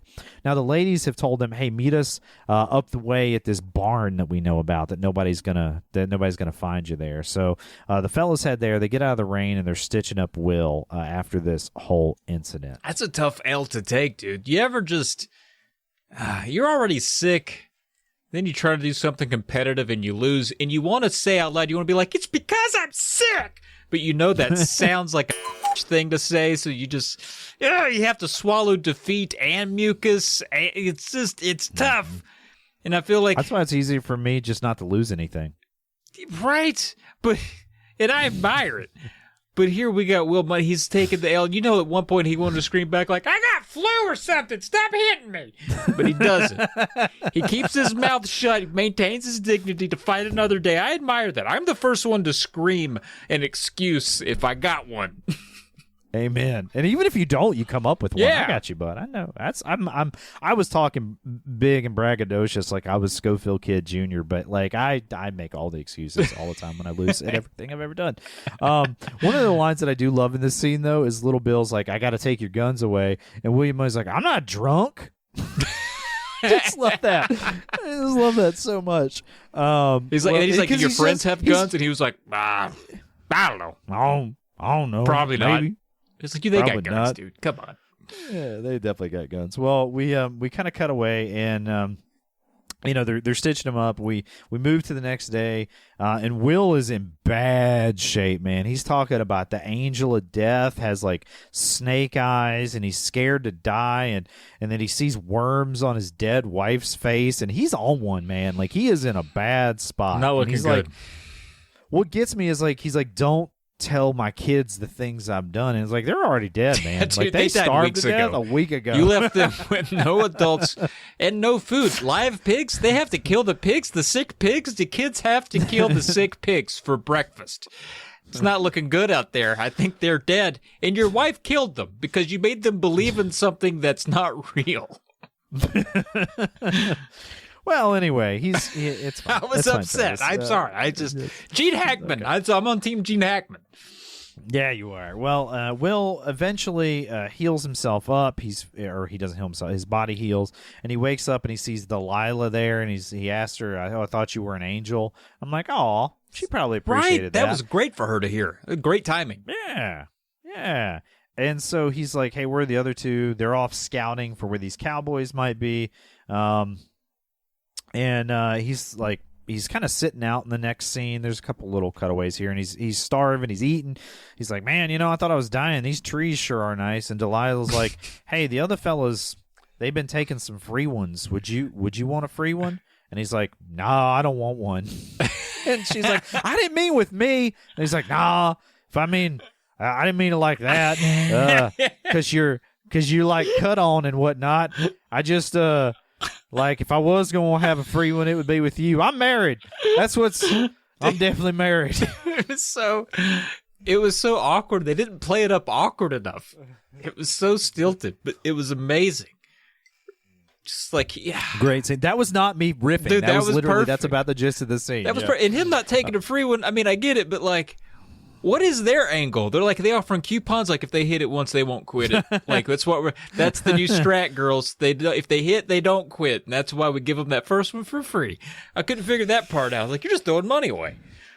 No, I think it's considered an advance. So in other words, they're gonna they got a tally in their head. They're like, all right, you took 5 free ones. That's by the time basically they were supposed to get paid. Yeah, but who's enforcing they that? They can't even anything. keep one bounty hunter in the town. Like, how are they enforcing the? How's layaway work? I don't. Layaway is like a mail order for poor people. It's great. I love it. But anyway, moving along. And to ask me how I know about Layaway, the little trailer park trash that I was. Anyway, moving along, buddy. Will kind of lies about being married, but he kind of doesn't. Like, it's that sort of same lie that Obi-Wan Kenobi tells Luke Skywalker about his dad. Kind of the same thing. Well, back at the ranch, Davey, who's the younger of the two, and his friends are branding a horse or a cow, I believe. And Ned and the other two gents, Will and the Schofield kid, basically snipe him. Or Ned does, rather. He shoots at Davey, and they're kind of, if you can imagine, they're in a arroyo, like a little canyon. Yeah. And they've got the high ground, much again like Obi-Wan Kenobi does against Anakin Skywalker. And Ned shoots down and hits the horse. And Will's like, "Hey, you got to shoot him. You didn't actually hit him. You should probably shoot the guy we're supposed to kill." And Ned looks shook. You're out here shooting horses. We don't get money for that. The horses did nothing. Yeah, they did not. The horses are the real victims in this. But Ned looks up and he is shook, and we know that he can't do this anymore. And Will just takes the gun, cold steel, and just starts he's not accurate with it, but he's got enough shots that he hits him with that last one right in the gut. And then this is the thing that makes this different than a lot of other Westerns. If someone got shot in another Western, like say the Magnificent Seven, they fly across the room and they maybe say one thing and they die. And this one, he's shot in the stomach and he dies for a while. Yeah. Like, he's talking to his friends and he's like, "I just want some water." He's like, and they're like, "We can't." Where am I at in the fantasy league? 4th? I'm 4th. Why don't you trade me for Cornette? Trade me Cornette. He starts on Sunday. I'm thirsty. I'm so thirsty. Yeah, he does. Okay. He draws it out. Also, when you saw Ned shoot a horse and get sad, and then Money shoot a bunch of rocks and accidentally hit a guy, did you kind of wonder if the young guy picked the wrong team? Like, maybe he read Craigslist wrong and went to the wrong dudes. And dude, it's like when you're playing pickup basketball and you're like 20 and you see the two old heads and you're like, "Nah, these guys got some skills," and then they just get wheezed halfway down the court and can't keep playing. It's kind of like that. This is my first time out. Thanks for putting me on your team. Woo! Yeah, that's what. Anyway, where am I at in fantasy? Yeah. But moving along, this guy ends up dying, and again, Will is just sitting there cold-blooded, just like picking at some rocks, waiting for this kid to die. They do let him get some water taken. Yeah, well, they do. And I do think that's great, because the one guy's like, "I need water." He's like, "Give him water." It's like basically, I don't know if it was like shut him up or if he felt like, "You know what? Killing people sucks. I hate that. All the whining." I think it was that. The whining? I think it was a little bit of compassion. I think there was a little bit of compassion there, man. Well, they decide to ride off, and Ned decides to leave completely. He can't go after the other guy because he is shook, man. And there's he's like, "Dude, I shot a horse, and that made me sad. This is my first horse. That guy killed 5 guys. I've only shot 1 horse. I didn't feel great." It didn't feel great, man. And he makes a very fateful thing happens here. He hands Will the rifle and says, "You can take this gun. I can't shoot it. I can't do this again." And Will catches up with him and he goes, "Hey, look, man, we're going to bring you 1/3 of the money, and here's your rifle back." Remember that. That rifle being handed back is going to be some very crucial information later, Travis, and very tragic. Now, we bump into town, and little Bill is kind of on the hunt. He's found out that this guy's been killed, so he's getting his posse together and kind of, getting everybody riled up a little bit. And a rock comes flying through the window where the girls are. And then a little bit later, some cowboys have caught Ned, and they came riding into town, and they say he was with this rifle, this Spencer rifle. Can't be having a rifle out there in Big Whiskey. That's I'm Ordinance 14. It's on the sign. Yeah, but he wasn't in Big Wheel. This kind of bothered me a little bit, but like they just grabbed this guy they found riding away who had a rifle. Like that's not a whole lot of proof. So you feel like it's kind of thin evidence, but you're also knowing that this is a posse of vigilantes, so they don't need a whole lot of burden of proof in their instance. So they grab him and they kind of are bringing him back into town. We get a little quick cutaway to the bunkhouse, and there's a bunch of guys there that are staked out inside the bunkhouse. Yeah, stuck up, guarding Quick Mike. And the other two guys, Will and the Schofield Kid, are kind of outside behind the outhouse because they know when nature calls, a man must answer. Yeah. Also, Quick Mike, I want to point out, not quick. We're not dealing with an extremely spry individual. No. He's also real dumb. Like, he is not quick in that regard. Should be dumb either. Mike. Dumb, stupid Mike. Dumb, stupid. Idiot fat face Mike. Yeah, idiot, stupid goober Mike. Yeah. I'd spit in his oatmeal and beans. That's not what the Cowboys say. They just mixed oatmeal with their beans. It's a heck of a colon blow, man. Well, the next scene, Ned has been brought in, and LB wants to question. That's Little Bill, in case you're wondering. Wants to question Ned, and we get a bunch of cutting back and forth to the bunkhouse. But at the sheriff's office, they're whipping Ned. I guess Little Bill did get to use that bullwhip after all. The whole town is out in the street listening to this happen. WW is a little snitch because some of the questions that Little Bill is asking, of course, Ned's being beaten, so he gets confused with his answers, and WW kind of calls him out on that. And then he's like, I'm going to go get those, Little Bill says, I'm going to go get those ladies of the evening, and when they tell different lies than you, I'm going to hurt you, and not like gentle, like this time. Yeah. It's creepy. Well, and I think a heavy part of this that you skated past, at least I hung on a bit, was that they're hearing a guy who could be, like, I don't know, he didn't come there, he was dragged there, but, like, his mission was to get that reward and kill those cowboys, and they're hearing him be beaten after, the very beginning of the movie. She's like, you're not even going to use your whip on these guys, you're just going to find them a pony, but they're hearing it like, oh, they have, we'll whip the guy, the hero, not going to whip for our sake. And I don't know, I think that was it's pretty heavy, man. So we cut back to the bunkhouse, and Quick Mike has finally decided that he needs to go poop. It's been a while. He's been holding on to that, and I think the Schofield Kid makes a joke about this. He's holding on to it like it's gold or something. And Quick Mike heads out to the outhouse, and the Schofield Kid is like really eager, like he wants to be the one to kill Quick Mike. Yeah, a little too eager for a guy that's already killed 5 people. Guy who's killed 5 people's kind of blasé about it. He's like, yeah, I might kill my 6th, I might whatever, but Schofield's a little too amped up, like maybe, I don't know, Kevin, he's never killed a man before. Right, I'm just guessing. That's just me guessing. That was exactly what I thought about you at that frat party, Travis. It's weird that we went last week. That's what's really weird. 2 guys in their 40s going to a frat party and one screaming about murder. But it's fine, it's fine. We didn't get in. So. We didn't. No, that's not surprising. Anyway, Quick Mike is in the outhouse. Schofield Kid sneaks up. He opens up. It's a 2-seater, so like you can be in there pooping with your best friend. He opens up the wrong outhouse door. Which, hey, kid, pay attention to which one he goes in, first of all. Right about that time, the hefty sheriff's deputy comes out, and Will's got to cover him a little bit, so he fires his shotgun into the house. Schofield Kid gets the right door open, still hesitates a little bit, but then he puts 3 bullets into Quick Mike, and they... at that point, effect an escape. Clint Eastwood's horse still acting a fool, so it's a little bit tighter and a little more exciting than he probably would have preferred. That's what she said. Also, 3 shots into Quick Mike, and at that point, I see Quick Mike go down. I'm like, roll credits. We killed the bad guy. Let's get out of here. We've done it. We don't need to see the rest of this. The culprit was shot, dealt with. This could be an hour and 45-minute movie. Did it have to be 2 hours and 10 minutes? Did it have to be? It did, Travis, and I'll tell you why, because you're getting ready to get some of the best lines in all of Westerns in the next couple of scenes, okay? All right.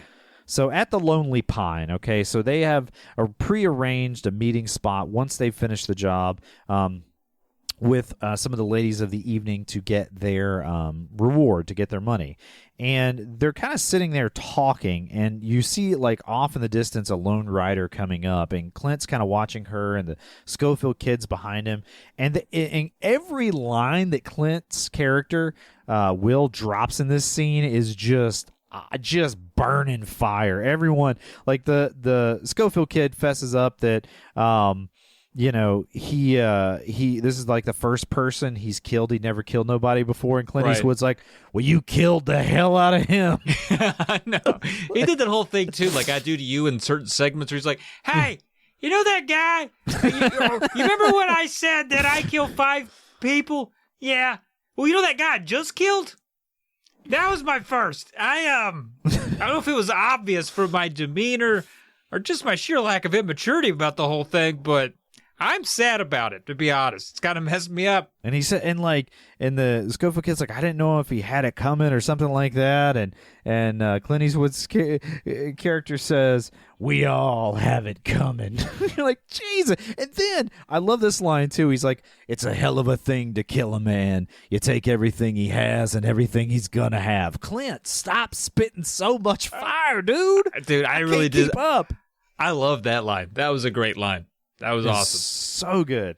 I also did like that the Schofield guy like was kind of sad that the guy that he killed was so defenseless. He's like, and I killed a man, was sitting was on just the pooping, taking a poop. Like, it's like, not only did I not kill 5 guys, I killed a like, I am garbage.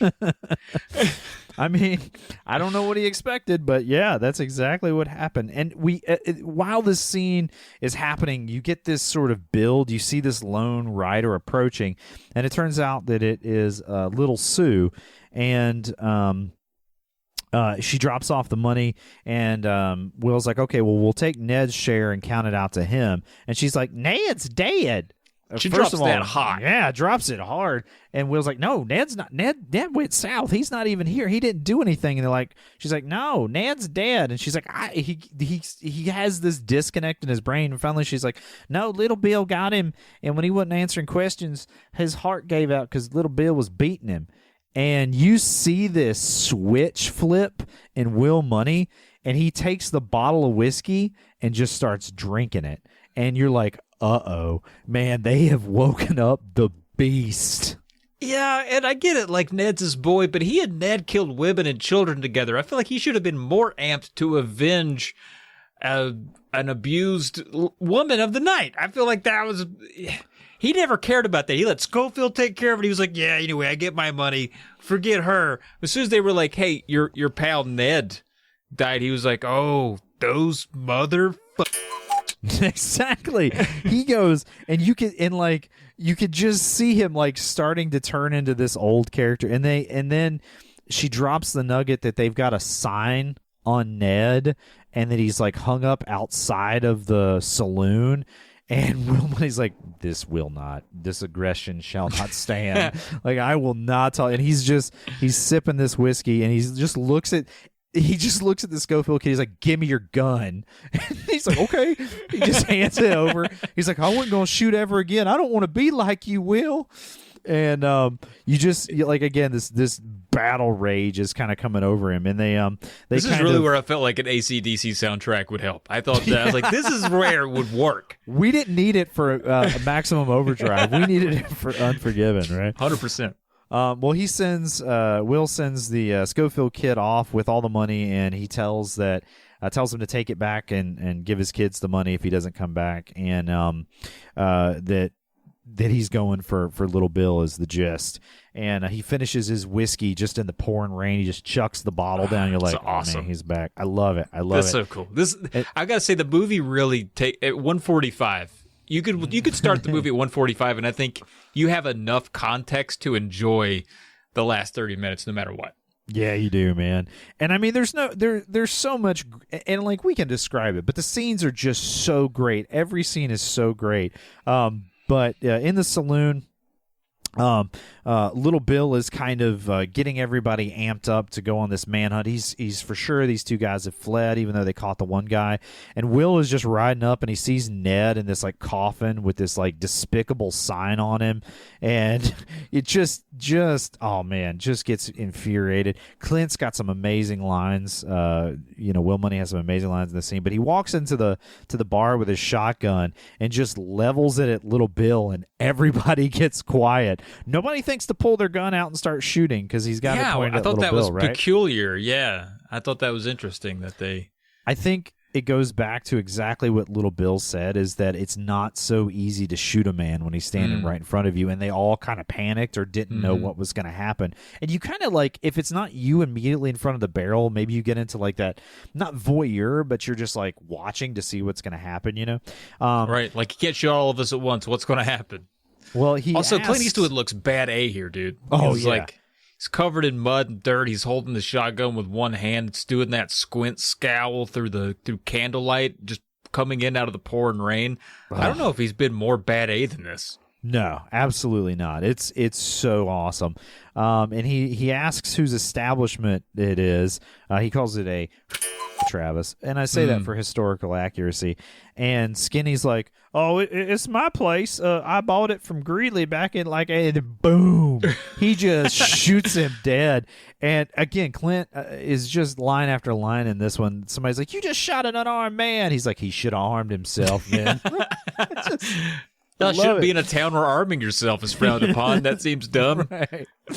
Right. Well, he points the shotgun back at Little Bill, and he's like, "You're William Money, murderer of women and children." And this, oh man, he hits this line too. He's like, "I've killed women and children. I've killed everything that's walked or crawled at one time or another, and I'm here to kill you, Little Bill." Like every single line for the last 45 minutes of this movie is just, it's so good. And that line right there is what that knocks me off track, because I'm like, oh, heck yeah, I'm back in it. Let's get it, Clint Eastwood. Let's take him down.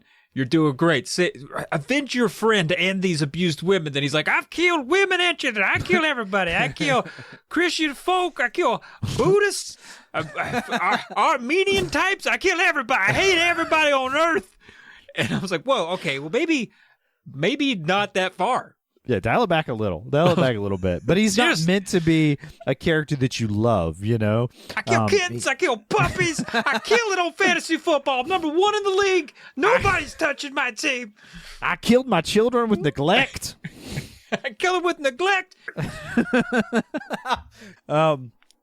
Well, anyway, he does exactly that. He has these amazing lines, and then he points the shotgun at Little Bill and pulls the trigger, and it misfires, right? We've heard a story about a misfire earlier.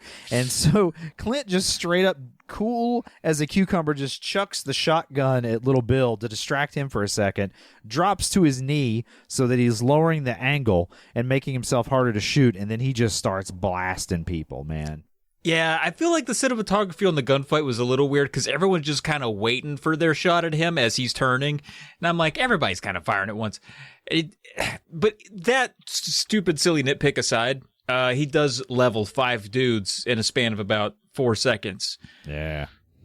And then he tells everybody else, he's like, "If you don't want to get killed, you should leave now." And they all leave. After he backshoots one of the deputies that's running out the door. I love that. Which is fun because that's like, there's 20 dudes in there, all of them armed. And none of them take a chance. They all leave. Would you? It's just crazy. He's so outnumbered, and he's like, "If you don't want to get shot, you'll leave." Like, they could have put a plan together if they thought about it, but they're like, "Yeah, we better head on out." I think you could say that, but I really think human nature's like, dude, he is, I want nothing to do with this. His gun didn't even work, and he still killed 5 people. Like, do you really want to fight that guy? So then, cool as a cucumber, he's strolling over to the bar. Well, you remember that, the deputy that he backshot, he fell on top of WW, and WW sort of pushes him off, and Clint puts his gun on him, and WW's like, I'm not armed. And he's like, well, hey, buddy, that's probably not something to tell him because he has no problem shooting unarmed people. Yeah, he clearly made a point earlier that he did not care. the gist of what's going to happen here is WW has found his new muse, right? He sees Little Bill is dead, or so he thinks is dead, and kind of starts to try to interview Clint Eastwood and not Clint Eastwood, Will Money. Yeah, that's and right. WW's like, who did you shoot first? And experienced gunfighters always shoot the best gunfighter first. And he's like, I don't remember the order, but I've always been lucky when it comes to killing folk. Yeah. Jesus. Every line. And then he's like, well, yeah, but I think you shot so-and-so first. He's like, I don't know who I shot first, but I know I'm shooting next. And WW's like, all right, I'm out. I got you. I'm good. Yeah. Rolls out. And I felt bad for WW here because I was like, man, William Money is a better story. If you could hang on and get that biography, that'd be great.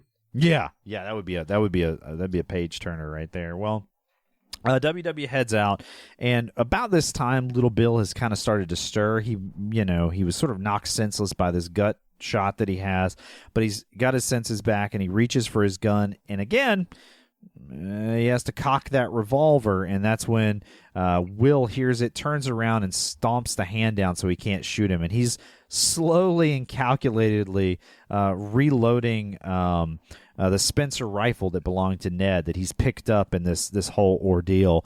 And there's a pause there that's long enough for you to think that maybe he will show mercy.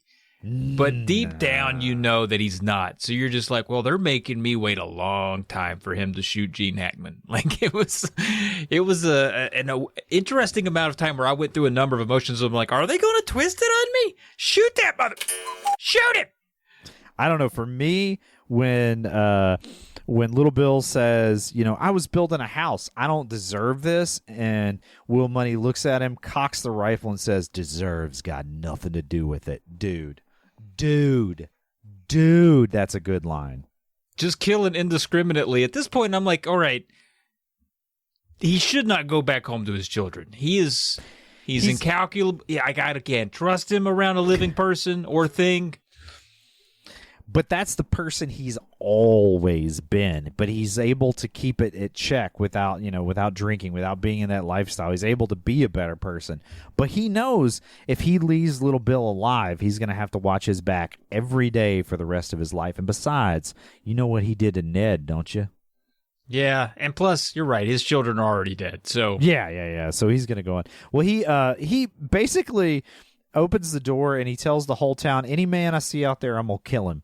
Again, we've already established they're pretty scared of him. And then he just slowly strolls over to his horse, and then he gets on his horse and he issues this edict to the town. He says, if anybody harms any of those girls, or if you don't bury Ned proper, I'm going to come back here and I'm going to kill you, I'm going to kill your family, and I'm going to burn your house down. And it's something else, buddy. Dude, he throws in the "burn your house down." I cackled. That was so far. It's amazing. And then I love how he slowly walks to his horse, gets on his horse. His horse for once is like, okay, yeah, I get it. We cool. I ain't gonna make this dude mad. And then he rides out of town slowly on the horse. He doesn't ride. He just recognized Ned's gun. He's like, that's a horse killing gun. I'm gonna sit still. That's exactly what it was. And then we get a cutaway to the ending crawl. Apparently, Will went to San Francisco with his kids, and he got some of that rice-a-roni, that San Francisco so treat. good. It's so good.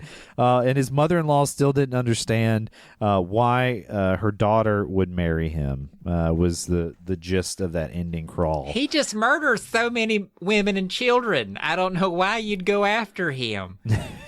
He just so many women and children he's murdered. A couple guys, but mostly women and children. Yeah, Travis, I gotta tell you, man, I like this movie. This is a banger, and I think it's so quotable, and it does so much. Every scene, I'm sucked into the characters. I think the characters just work so well for me. A lot of good characters. It was pretty good. It was a pretty good movie. I enjoyed it. I really enjoyed Gene Hackman on screen. I didn't think his character was very savory, but I think Gene Hackman brought it to life more than anybody else did in this movie. But yeah, overall, pretty fun ride. I think. Yeah, I think that's part of what I like about this movie is that none of the characters are supposed to be likable. Maybe Delilah, Yeah, she's Delilah. Yeah, I mean, I don't know. Folks should not have so negative of an opinion on sex workers. So I think the whole brothel's fine in my book. They deserve some justice. But yeah, everyone else, Unforgiven. Yeah, that's pretty good. It's almost as good as the Metallica song. Yeah, all three of them. Yeah, all three. I think that they're actually about this movie. They might be. I like the third one, I think, the most. Really? I think so. Okay. It's easy to sing along with. It's got a good melody. Yeah, that's the one where it's like, you're unforgiven, 3. Is that right? Yeah. Yep. This is the 3rd time I've not forgiven you. Yeah. I need Alex here for his Hetfield impression. Well, who cares what we think, Travis? What about those post-credit reviews? Oh, you want post-credit reviews? I got them, buddy. Listen to this. People who like it, 4.5 star. Brendan O'Hare, 17 August 2022, says, this is commonly referred to as an anti-Western Western. This is because no one says yeehaw. Not once. Not one time. I was listening for it. I actually I went back and watched several scenes with you, Travis, just to make sure there were no yeehaws. Yeah, you can actually Google. You can go to the website doesityeehaw.com, type this movie in. Nope. Yeah, be careful and not mix up a few of those letters, though. You'll get a website that's totally different. Yeah, like, do we want a yeehaw? That's a yep. We got one. What is it? Inda MC there. 25th of March 2024, not too long ago. 3 stars. Pretty enjoyable movie. Main guy a total loser for most of it, which is really relatable. I mean, he is down on his luck, man. His hogs is dying. His kids are dying. Just awful. No, they're awful. Nah, they got smallpox and died while he was gone. Those hogs killed him. The hogs had a revolution and decided to take out their human overlords. So everybody died of pigpox. Pox. Yeah, it was rough. It was rough for everybody. But I did think it was interesting that Clint Eastwood's character did play a loser for an hour and 45 minutes before he got mad enough to be cool. But he was cool. It was cool. But before that, it was like, I don't know how this movie's going to turn out. Samuel Vaz. 24th September 2023. This is another 3-star middle-of-the-road review, Cav, that says, my favorite bit was when Morgan Freeman asked Clint Eastwood if he wanked. Overall, found a bit slow. Yeah, I probably left that out. That was one of their, like, saddle rides where Ned is like overly interested in getting Will to like visit a prostitute for some reason. Like he's like, so what do you like? Use your hand, or like what do you do when you get lonely? And you're like, dude, Ned, like we're friends, but just dial it back a little. It's like he just discovered prostitutes and is telling all his buddies about it. He's like, how you doing it? Because I found another way. It's crazy good. He's like the guy that's just discovered CrossFit who has to tell everyone about CrossFit. It's true. And then for folks that don't like it too much, we've got a 1-star from Eddie. Let's see what Eddie's problem is. This is from March 3rd, 2015, just a mere 9 years ago. I don't know how this managed to crawl through 2 full hours of runtime, but at least nothing got resolved. What are you talking about? Things were resolved? Maybe. I mean, the Cowboys were dead. They did the bad thing. Whatever that they were going to be killed. Like several horses were those hogs. I mean, like that's death is the ultimate resolution, if you ask me. I do think there was some resolve in this movie, but I did just get a kick out of the review. They're wrong, but they're funny. Okay. All right. Sorry. I forgot we were trying to be funny for a minute, and I was wanting to really don't come down on Eddie. Eddie's fine. You're right. Yeah. I prefer Ed or Eddie. Eddie had a different experience. That's okay. That's okay. It's fine. Yeah, people can not like things that I like. That's fine. I should just dial it back. He doesn't deserve that, Travis. Yeah, I agree. He doesn't. Dude, say the line from the freaking movie. I missed. Sorry. Yeah. Oh, no, deserving ain't got nothing to do with it. Jesus, why do you sound it like someone who works on small block Chevys? What's all that deserving about? That sounds ridiculous. I forgot the actual quote. That's deserving, close. That's pretty close. That's for dogs. All right, fine. What's the next post-credit? That's it. I was out. That's it? Wow. Yeah. Okay. Do you have any post-credit reviews for your reviews? Well, Trav's review was great. 4 stars. Terrific. Well, on a budget of $14.4 million, Unforgiven went on to gross $159.2 million and is arguably the greatest Western ever committed to film. I mean, what else is there to say? Other things. I'm going to say other things. For example, it takes everything that is great about Westerns, keeps it, yet manages to subvert the expectations, dial up the grit and emotional stakes, and blows away the melodramatic cliches that plague the genre with a 6-gun of great performances, great writing, and great directing. Just one in a long line of great movies directed by Eastwood. This one is the crown jewel that won him Academy Awards for Best Director and Best Film, and this film absolutely has influenced every Western released in the subsequent 30 years and truly stands the test of time. Well said. I haven't watched a lot of Westerns in the last 30 years. There's far fewer that came out, so I guess the probability of having improved the genre with fewer films is good. That works. I feel like you have watched more Westerns since you started hanging out with Uncle Doug and I doing this podcast than you had watched in your entire life. Well, I wish I could say that was true, but my dad collected John Wayne films, and I've seen every single John Wayne movie and adjacent Western film outside of ones that were good that John Wayne's not in. Again, Travis, that pre movie review, that preview review that you mentioned, your dad in, Travis, I just wanted to call that back and say that I knew it was about you the whole time. Yep. You got me. You got me. But listen, if you're looking ahead for the next episode, I got to tell you, Kev, I don't think you and I don't think we're hesting on our laurels. All right. So people can keep their damn dirty hands off of us. I think we're going to be in good shape.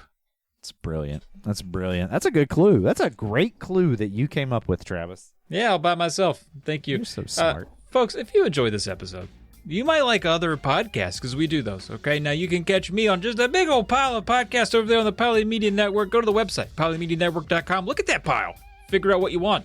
Listen to it. If you like Kevin, you can find him on the board gaming podcast Blue Peg, Pink Peg. Of course, he does that with Christina, who was on the Free Willy episode. You know you love her. You love Kevin. That's a great place for you to go listen to them. And hey, if you like this show and you want to keep us taming the West, support us on Patreon as the Poly Media Network. You can head over to patreon.com/polykill. Find it till it works for you. And as always, we'd like to thank Harvest Black for that high caliber of a theme song. And just like our Uncle Doug always says, that's right. I've killed women and children. I've killed just about everything that walks or crawled at one time or another. And I'm here to kill you, little Bill, for what you did to Ned.